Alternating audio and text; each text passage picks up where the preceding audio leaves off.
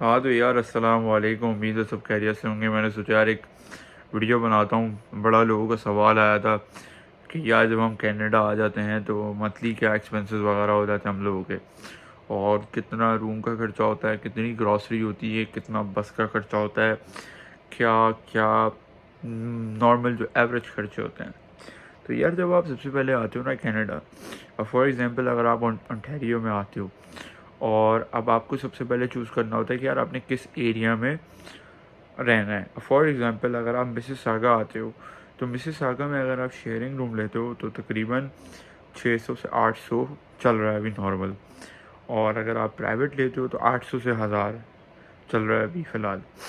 तो बहुत खुशकिस्मत वाले होते हैं जिनको 700 में मिल जाता है अपना सिंगल रूम, किसी को शेयरिंग 500 में मिल जाता है।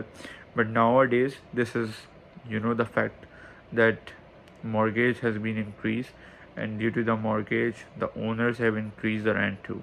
So normally this is the rent. So अभी सीन ये है कि ये इतना खर्चा आया था। अगर आप टोरंटो की तरफ जाते हो तो टोरंटो में अभी जो मेरा दोस्त रह रहा है वो तकरीबन 2500 दे रहा है अपार्टमेंट के। सही है।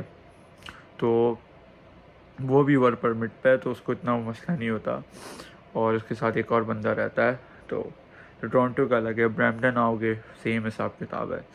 जो जाना माना एरिया है ना, मतलब मशहूर जो इलाका होता है, the value depend on the location. जैसे ब्रैम्पटन, मिसिसागा, नॉर्थ यॉर्क, सही है, ओकविल, और ये जो बड़े बड़े इलाके हैं ना, if you go there the rent is so much high. But if you go to the like beyond side, like Milton हो गया, या फिर अपना किंगस्टन हो गया, बैरी हो गया, लंदन हो गया, और ऑटवा हो गया, विंडसर हो गया, यहाँ अगर जाते हो तो यहाँ पे रेंट बहुत कम है। 450 550 में शेयरिंग पे मिल जाता है, 600 पे भी मिल जाता है। सिंगल रूम 700 600 पे भी मिल जाता है। खैर, तो ये रूम के हिसाब रेट चल रहे हैं अभी फ़िलहाल। अब आते हैं ग्रॉसरी पे। अब देखो, दो तरीके के लोग होते हैं। जो बिल्कुल खाना नहीं पकाना आता है उनको, और वो चाहते हैं कि हम खाना खुद पकाएं, सही है, और अपने पैसे बचाएं। उन लोगों के लिए मैं बताया तुम। फॉर एग्ज़ाम्पल अगर आप मीट लवर हो तो तकरीबन अगर आपका मीट खाते हो रोज़, तकरीबन आपका यार महीने का $150-200 का खर्चा तो हो जाएगा आराम से। सही है। और जिसमें आपकी बिस्किट हो गए, दूध हो गया, दही हो गई, और सब्ज़ियाँ हो गई, मीट हो गया, या फिर अपना और क्या क्या होता है, जो भी हो गया, चावल हो गए, ये सब मिला के 200-250 का मंथली खर्चा आता है आपका। लेकिन अगर आप खाना बाहर से चाहते हो, आप खुद नहीं पकाना चाहते, आपकी लाइफ बहुत बिजी है, you are going at work then coming back from work and going to college to take the classes, then you can do tiffin bro. Tiffin का क्या सीन होता है यार, टिफ़न ना मंडे टू फ्राइडे होता है $180 का पर मंथ। सही है। 180 सॉरी 300 250 $300 पर मंथ होता है। 180 एक दो हफ्ते का होता है मेरे ख्याल से। मैंने कभी लगवाया नहीं, लेकिन दोस्तों से पूछा था। तो एक महीने का 250-300 हो जाता है, और हफ्ते इतवार इंक्लूडेड नहीं होता, उसको आपको बाहर से खाना पड़ता है। तो तकरीबन 180 ये हो गया एक महीने का, और बाहर का खा के या फिर 100-150 खाया बाहर का तो 250 हो गया।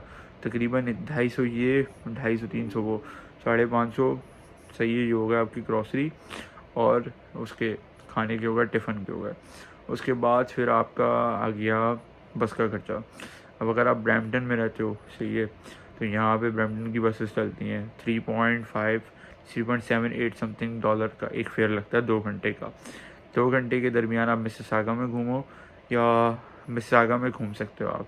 इससे आगे अगर आप आगे जाते हो ना ओकविल में, तो आपका 3.36 समथिंग ऐसे करके कुछ लगता है ट्रांजिट। अगर आप उससे ही बाहर जाते हो, टोरंटो में जाते हो, तो फिर ट्रेन लेनी पड़ती है 3.7 समथिंग का ट्रेन का। गो बस का अलग किराया लगता है भाई। गो बस डिपेंड ऑन रूट पे। अगर आप मिसिसागा से ब्रैम्पटन से स्क्वायर वन जा रहे हो तो $0.78 लेंगे आपके। सही है। अगर आप ओकविल तक जा रहे हो तो $2.75 लगते हैं आपके, अगर आपका स्टूडेंट डिस्काउंट है तो। स्टूडेंट डिस्काउंट नहीं है तो $3.5 आपके लगते हैं। तो depending on the area and which transit you are taking, so this is all depend on the price. So ये टोटल आपका, अगर आप मंथली पास बनाते हो, $120-150 का वो वैलिड होता है। सही, एक महीने के नहीं, आप उसमें घूम सकते हो आराम से। लेकिन यार वो जो मंथली पास होता है ना, वो आप ब्रैम्पटन से लेके मिसिसागा के अंदर ही घूम सकते हो, उससे ज़्यादा बाहर नहीं जा सकते। तो उसका हिसाब किताब ही होता है। मैं तो यूज़ नहीं करता खैर, और मैं तो नॉर्मल जो होता है टैप करा और निकल गया, वही वाला सीन है मेरा। तो खैर, तो रेंट का मैंने बताया, ग्रॉसरी का मैंने बताया, बस का खर्चा इतना हो जाता है आपका, और ये तकरीबन मिला के 1300-1400 का खर्चा भाई, अगर आप शेयरिंग पे रह रहे हो और खाना खुद पका रहे हो और या बाहर से ले रहे हो, तो ज़्यादा फ़र्क नहीं आता, $100-200 का ही फ़र्क है। और रही बात यह है कि फिर शुरू में आपको, अगर आप जनवरी इनटेक में आते हो तो आपको एक विंटर जैकेट चाहिए होती है। अब विंटर जैकेट का भी यहाँ पे बड़ा वो है कि यार पार्का लेनी है, या मेरी जैसी एक हुडी टाइप जैकेट होती है फ़र वाली लाइन वाली, तो यार आप कोई भी विंटर जैकेट ले लो, सही है। अगर आप पाकिस्तान से हो ना, आपको सर्दी लगनी है, सही है, कुछ भी हो जाए। जैसे फॉर एग्जांपल एक अंदर मैंने टी शर्ट पहनी है, उसके ऊपर हुडी पहनी है, इसके ऊपर एक और हुडी पहनूंगा, उसके बाद मैं विंटर जैकेट पहनूंगा, जब जाके मेरी सर्दी रुकेगी, अगर -20 अबव है टेम्परेचर। लेकिन अगर -20 से नीचे है टेम्परेचर, तो ये हुडी और एक विंटर जैकेट, दैट्स इट। इससे ज़्यादा नहीं, वरना गर्मी लगना स्टार्ट हो जाती है। और नीचे 3 ट्राउज़र होते हैं मेरे पास, सही है। एक अपना थर्मल वाला होता है, और जिसे आप इनर कहते हो, और उसके ऊपर एक और ट्राउज़र होता है, फिर उसके ऊपर मोटा वाला ट्राउज़र होता है। ये मोटा वाला पहले, उसके ऊपर हल्का वाला, ऐसे करके कुछ काम चलाना पड़ता है टोरंटो में, मिसिसागा ओंटारियो में जो भी आ रहा है। बाकी का मुझे नहीं पता वहाँ के क्या हिसाब किताब में, अल्बर्टा वगैरह के वहाँ सर्दी बहुत होती है, -46 भी जाता है वहाँ का, आई डोंट नो। तो आपका ये खर्चा हो सकता है विंटर जैकेट का तकरीबन, अच्छी वाली अगर आपने लेनी है तो 300-350 की आती है, बहुत अच्छी वाली अगर आती है। अगर आपने सस्ते में निकलना है जैसे कि, तो आप $100 की भी मिल सकती है, आपको 50 की भी मिल सकती है विनर से, या ब्रामली सिटी सेंटर से, या किसी भी मॉल से आप जा सकते हो, सेल पे लगी होती है, या फिर मिल जाती है। ऐसे मेरी जो जैकेट है होलिस्टर वाली जो मैंने ख़रीदी थी, वो मैंने तकरीबन 100-110 की ख़रीदी थी, सेल पे लगी हुई थी। और मैंने एक रेड कलर की देखी हुई आपने, लंबी वाली जो पारखा टाइप की होती है, वो तकरीबन 120-130 की ख़रीदी थी मैंने मार्शल से लास्ट ईयर। उसके बाद मेरे पास अभी जो मैंने ख़रीदी है नई बिल्कुल, जो रिसेंटली ख़रीदी है मैंने, 2 महीने होगा उसको, वो माउंटेन वेयरहाउस की ख़रीदी है मैंने, वो तकरीबन 140 की थी यार, वो 50% ऑफ पे मुझे मिली थी, तकरीबन अराउंड 75 पे। तो और तो इसमें ये भी ध्यान रखना पड़ता है, क्योंकि ज़्यादातर ये होता है कि उस पर लिखा होता है -40, लेकिन वो -40 क्या, वो -10 में भी नहीं चलती जैकेट है। ये आपको थोड़ा देखना पड़ता है कौन सी मोडी जैकेट है। और दूसरा ये कि ये खर्चा हो सकता है आपका, फिर आपका खाने पीने का तो है यही खर्चा, फिर आप अपना थोड़े बहुत खर्चे करते हो, जैसे आप मोबाइल का प्लान, अब मोबाइल का प्लान का यहाँ हिसाब किताब होता है। अब आपको अनलिमिटेड लेना है तो तकरीबन $30-40 का पैकेज होता है, $20 का पैकेज होता है, अगर उसमें में लिमिटेड डेटा होता है। फिर अगर आपने नया फ़ोन लेना है तो डिपेंड करता है। फॉर एग्जांपल जब मैं नया आया था तो मैंने आईफोन उठा लिया था 13 फ़ौरन ही, 1 महीने के अंदर ही उठा लिया था मैंने, पता नहीं क्या कीड़ा काटा था मुझे, क्योंकि मेरा मोबाइल जो ख़राब था वो रियलमी, वो चल नहीं रहा था, हैंग हो रहा था, तो मुझे उठाना पड़ा था उसी वक्त ही, मुझे नीड थी, इस वजह से मैंने उठा लिया था। लोगों ने बहुत बोला था वेट कर लो, डील अच्छी आएगी, लेकिन मोबाइल का यूज़ चाहिए था, तो फिर अब महंगा ही आ रहा है मेरा, $110 जाता है। अनलिमिटेड डाटा है मेरा टेलस का, और आईफोन 13 है मेरा, ख़त्म होने वाला है अब तो प्लान, खैर अल्हम्दुलिल्लाह मेरा।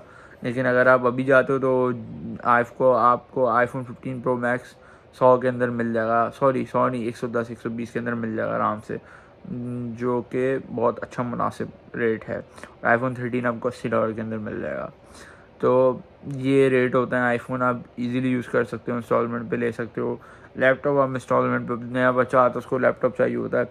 अभी जैसे मैंने देखा था, कल ही मैं स्टेपल्स पे था, तो एचपी के लैपटॉप थे, बेस्ट बाय से लेना चाहिए वैसे तो, और लेनोवो नहीं, सॉरी एएससी पता नहीं कौन सा वो है, उसका अच्छा ब्रांड है। डेल का हो गया, एचपी के हो गए, ये सारे अच्छे अच्छे ब्रांड्स हैं, और तकरीबन $1000 के अंदर आपको एक अच्छा सा लैपटॉप मिल जाता है।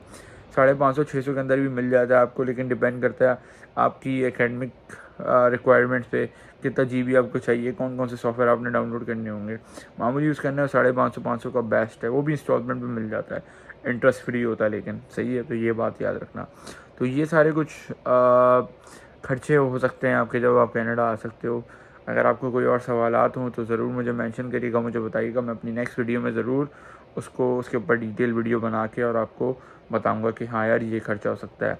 बाकी रही बात, अगर आप आउटसाइड जाते हो मिसिसागा, ओकविल, टोरंटो से बाहर छोटे एरियाज़ में तो वहाँ कम खर्चा होगा ज़रूर आपका, और प्लान भी आपको अच्छा मिल सकता है।